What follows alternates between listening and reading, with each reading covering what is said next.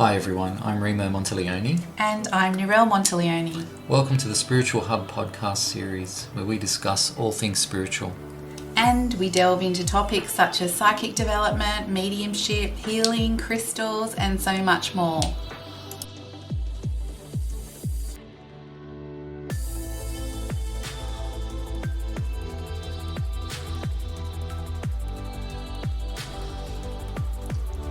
Hi everybody, welcome back to the Spiritual Hub podcast series. Today, Narelle and I will be discussing tools of divination. A very interesting, varied topic. And I guess first I'd like to start with, what is a tool of divination? It is something that's been used since, as far as recorded history goes back, there's always been people that have used various tools in order to gain insight, in order to do readings, assist them with readings, help them get information. Things such as runes and tarot cards. And it's something that, there's a bit of... I've encountered a bit of controversy over it. Some people say, no, you don't need them because you should be able to just tune in psychically or mediumistically and get your information that way. And then there's other people that will only do a reading if they have a tool at their disposal. And then there's people that do a bit of both. I guess, it's easier to discuss something from your own experiences. So I'll offer my experiences. I generally don't use anything, but I do sometimes use oracle cards, and I do find that to be quite interesting. I do find it enjoyable, and although it is something to be taken seriously when you're doing a reading, it's also something that you want to enjoy doing, and I feel the person then you're doing the reading for will feel that, and they also enjoy being there having the reading done. And if people enjoy using tarot for example, well, there's absolutely nothing wrong with that. At the end of the day, it is about the quality of the information and the accuracy of the reading, and whether you're using a tool of divination or whether you're not, or a combination of both. Personally, I really don't think that really matters, but for today, let's talk about these interesting tools of divination. The one that I use is oracle cards, and I use that. I actually find a lot of people ask me to draw some cards for them and see what comes out from those cards, see what messages they get from those cards. And again, I'm not one to do a whole reading using cards, but sometimes towards the end or in the middle of the reading, it just feels right. I'm drawn to do that, and I usually find it's really good validation, because the things that have been coming through and the things that we've been talking about are validated often, well, virtually every time, by what is on the cards. So I guess the other important thing to remember is, when you're using a tool of divination, it is about trusting yourself as well, trusting your intuition. So even though you are using something, you are holding something physical in your hand, it's certainly about the messages that are coming through that you're getting from that tool, with the assistance of that tool or those tools.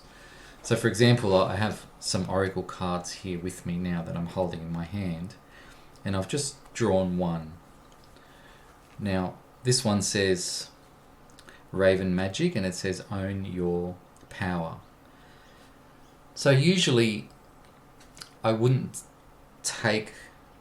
use the literal words that are written on the card or on the cards. Sometimes yes, and me personally, I rarely use the book. I just go with what I get. So a statement like own your own power, there's so many ways you can take that, and it would depend on the person that was there having the reading. But once again, I would feel into that message, into that card, into the picture on the card, and see what I get from that. It may be a case that person has been doubting themselves and needs that reassurance. So that own your own power could be a very literal statement that they need to hear, or it could be something else. But yeah, it is about trusting and using that tool in conjunction with your own intuitive abilities or mediumistic abilities, whatever the situation is. So I guess, some of that controversy is a bit, personally I think, a bit exaggerated, because at the end of the day, yes, you are holding a tool, but you are also using your own abilities as well. And that's really the only tool that I've personally used on a professional level. Sitting in circle, we've done other things like, reading coffee cups or tea leaves and things like that. And, and we'd usually go around the circle and, we'd have turns. And it is quite a lot of fun. And it is very, very interesting what you can get from using the assistance of a tool of divination. It's very, very interesting. And we all have our little favourite ones, so I'll pass you over to Narelle and she can tell you about some of her favourite tools of divination. Hi everyone. I have quite a few, so I would have to say that my favourite ones are oracle cards, and I really love using crystals. I love using my crystal pendulum.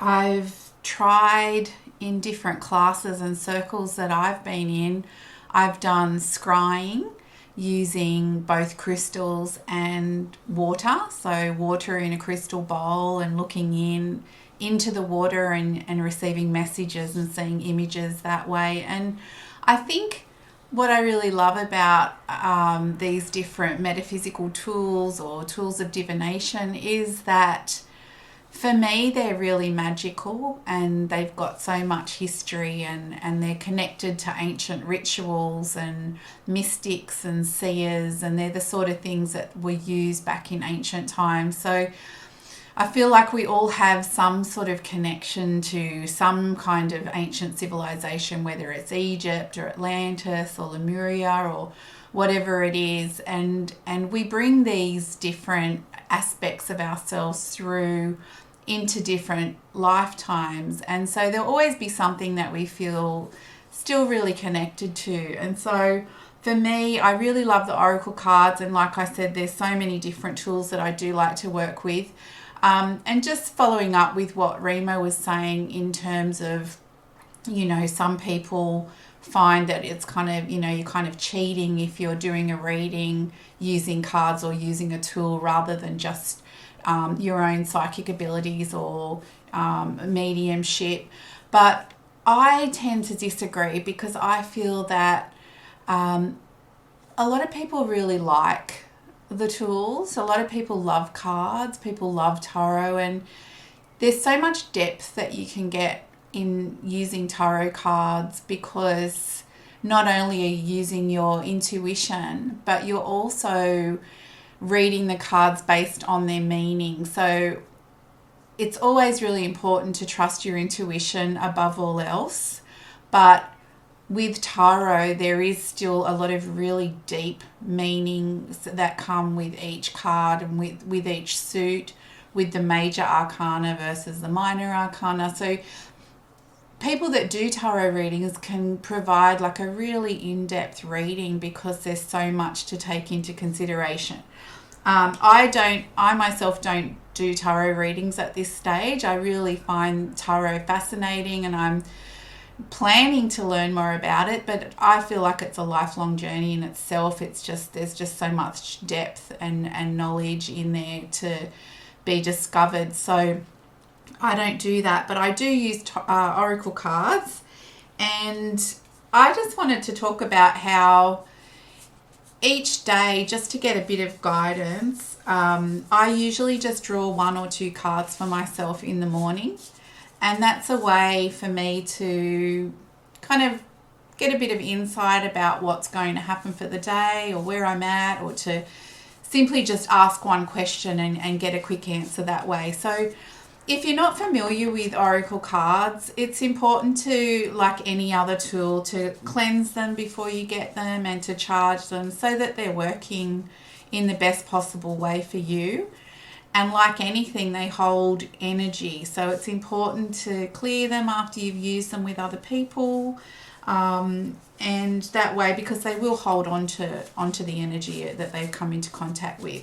So what I generally do, if I get a new deck, I'll clear it, I'll smudge it, I'll program it, and I'll put my energy onto every card. But in between that, once that's done, I'll only do that probably once when I first get them. And then in between, I'll generally just knock on the card 3 times to knock the energy out in between each use. And I'll also store them in a space with crystals around them just to keep their energy really high. And so then I would shuffle the cards and ask a question in my mind. So I'm just doing that now. And I'm just going to ask what everybody needs to know. And then for me, generally a card will fly out. But if not, just choose one that you're drawn to. And the card that's come out says meandering pathway, and it says flow. So, and there's a wizard on there. So it is a very magical card. It's in a forest. And for me, it's all about what I would take from this card is that the road is long, but it's always winding. So there's always more to discover. And the more you can be in the flow and kind of go with the flow rather than resisting anything, the smoother the ride will be. So the more that we resist something, the more challenging it can be, and the more difficult we can make it for ourselves. So if we can just kind of surrender to what is, surrender to where we are at any given moment, we're going to flow more easily with the journey that we're on. So feel this is about releasing any control, any feeling of trying to really, hold on to something that might not be for your highest good anymore, or something that served its purpose and now it's time to let it go. And this is all just based on what I'm feeling through the card. So the card's not necessarily giving me all of the information, but it's definitely giving me some of the information based on how the images make me feel, what the words are saying, just the overall feel of the card in general. So that's the way that I would do a 1-card reading for myself. And it's a really easy way if you're just starting out with spiritual development. I find that the cards are a really good way to start to connect with your intuition more strongly. So that's just a bit of, that's just a tip on how you can start to connect in using the cards. I'll get Remo to jump in now. Yeah, it's interesting that you mentioned history, because, other than using tools of divination, it's also I find it's a fascinating topic. If you look back at history and all the different types of tools, it's literally endless. And, like in the world that we live in now with the internet and, virtually the entire world being open to travel, we're fortunate to be exposed to all these different tools. But I guess if you look back at their origin, often they're based on, what people had available and the culture where they came from. So certain tools would have been limited to certain countries, and then it wasn't until travel started to happen and trade, and then these tools became more and more known. So we're very, very fortunate now that we have access to them all. Things like runes and, even if you look at tribal cultures where they would use bones, casting bones onto the ground to see what they read from them. China, for example, the I Ching book and coins, and they're also different, they're also varied, they're made from different things, they're called different things, they're used by different people, but essentially they're all for the same purpose. And the person using them may look different, dress different, have a different title, but essentially they're doing the same thing. They're using them as a tool to assist them get information.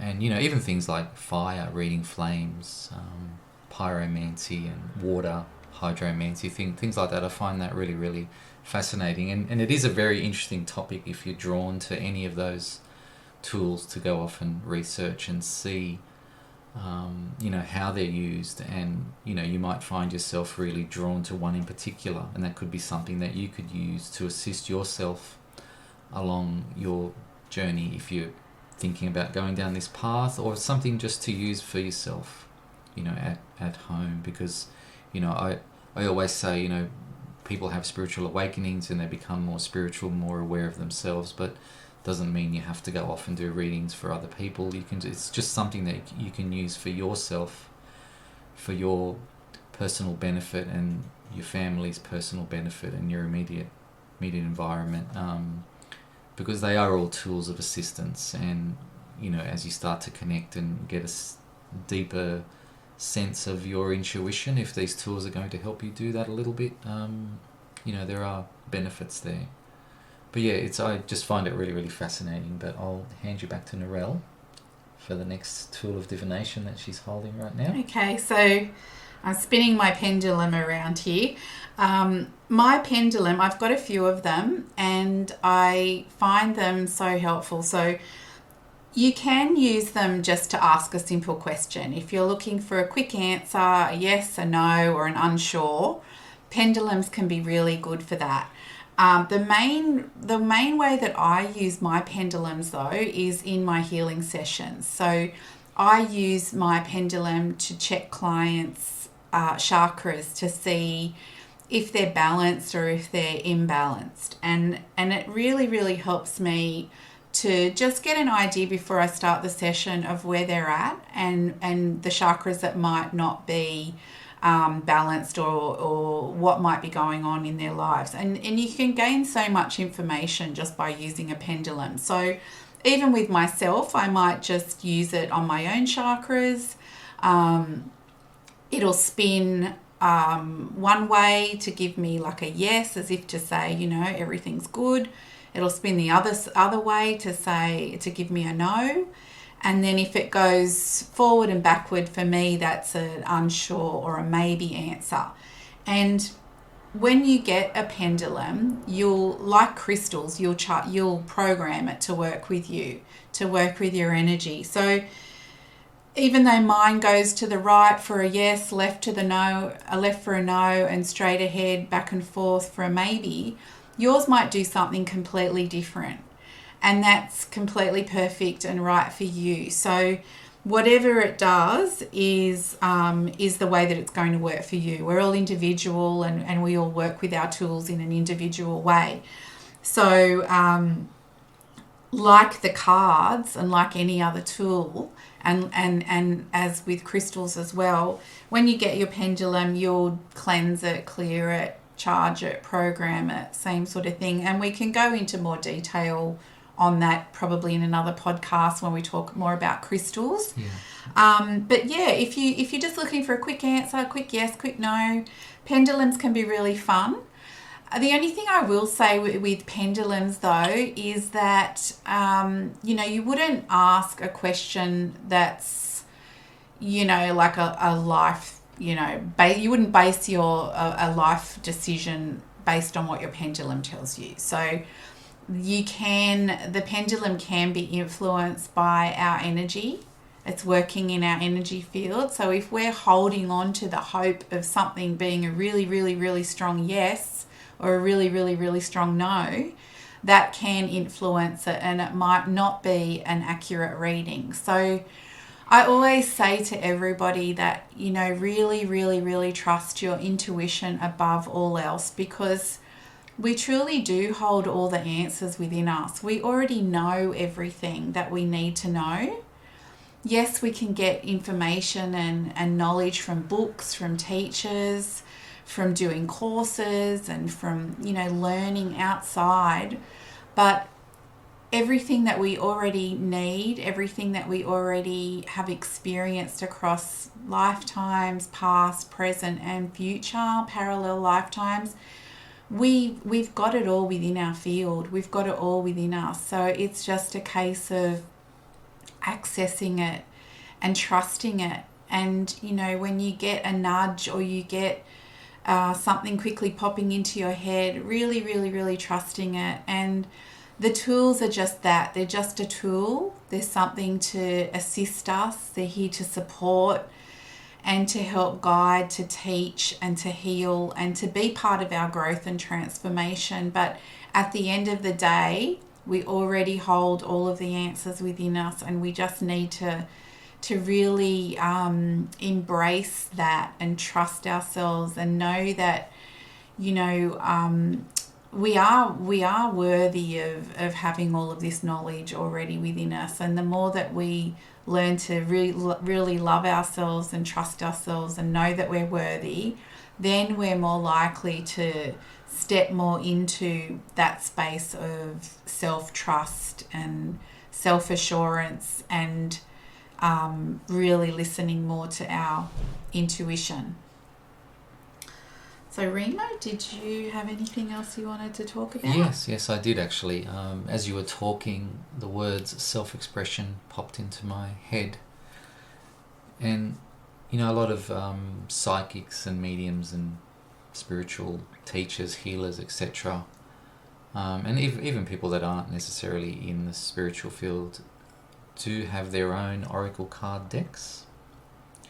And I feel with oracle cards, in publishing, you know, your own deck, writing, creating, coming up with images for it, I feel it is a form of self-expression, and I feel that, you know, self-expression is quite important for spiritual development, for intuitive development. So that's the other thing that I really find fascinating about oracle cards as well. You know, you do buy a deck, but there's been a lot of input into that deck. That person who has written that deck and created that deck has probably drawn from their own experiences, you know, up to that point, readings and interactions and dreams, etc., and they've put all that into that deck, you know, for us to use. And in doing so, they've created, yes, a tool that we can use and they can use, but, you know, in getting that self-expression process going, you know, putting all that down on paper, it is almost like writing a book. You know, technically it's not a book, but you can say in many ways it is the same thing as when someone writes a book, depending what it is. They may be writing about their own experiences up to that point, and it is a way of sort of self-expressing and clearing the path sometimes and getting to the next level. So yeah, I just thought I'd mention that. I really do find that fascinating with oracle cards. And I feel often the person's energy that's created those decks of cards, I feel often that you can sometimes feel that energy in those cards. You can feel a certain type of energy, you know, in those cards. It's quite interesting. Yeah, definitely. It's like, you know, the energy's really embedded or ingrained into the cards, and sometimes you'll feel it more so in some decks than in others. Yeah, true. And it's funny how you get drawn to certain ones just based on it. It's a real personal preference. And, you know, I've got to say that I feel like I have an oracle card addiction. I've bought so many decks. I would have to agree with that. Remo will back me up there. Yeah, because there's so many and there's always new ones coming out. And so along with crystals, they're my two guilty pleasures, I have to say. I'm always buying crystals. I'm always buying cards. And they're also different. And it's... you know, the more that you work with a deck, you don't need to buy lots of decks of oracle cards. You can just have one deck, and the more you work with it, the more you'll get out of it, and the more that you will learn about yourself and the world as a whole. And whether you're doing readings for other people or whether you're just doing it for your own self-development and your own, you know, spiritual growth, you'll find that, you know, a card that meant one thing one year might mean something completely different to you another year. So, and that's just a representation of how we change and we grow. And, you know, it's good to know that, you know, you can just have one deck and it will grow with you. So Yeah, so it's not like you get one and then you have to get rid of it and get another one, and you can keep it forever and use it over and over again. Definitely, yes. And, you know, and I think an important thing to remember is what Narelle just mentioned. It is about which ones you are drawn to. So just trust that instinct. If you feel drawn to one when you're shopping for not just a deck of oracle cards, but any other sort of tool of divination you may be thinking of getting, you know, whatever you're drawn to, that's usually where you should go and work with that. And it may not be something you use long term. It could be short term. It could be long term. But often it will lead you to the next tool if there's going to be one. Mm-hmm. I just wanted to jump in quickly too and say, if anyone's interested, the card decks we used today were, the card I drew from was Denise Lynn's The Sacred Forest Oracle. It's a really, really nice deck, and it's all, you know, if you love the forest and like all the kind of mystical, ancient sort of feel, that's a really good one. Yeah, and I use Stephen D. Farmer Power Animal Oracle cards. I just drew one card, and I find these cards to be very very to the point on the surface. When you look at them, the messages are very direct, but once again, as you start to feel into them, depending on the person you're doing the reading for, there's also a lot of depth in there as well. But I feel they're a very practical sort of energy. Yeah. Those ones are good if you're someone that's really curious about who your spirit animal guide might be. Very true, yes. Yeah, it's a good way to get some guidance there. So yes, because there's usually a reason we have a certain spirit animal. You know, they are an aspect of us in some way. So yeah, they are good cards for that, definitely. Yeah. All right, I think that wraps it up for today. Mm-hmm. Thank you once again for listening, and we'll see you next time. See you next time, everyone. Bye. Bye.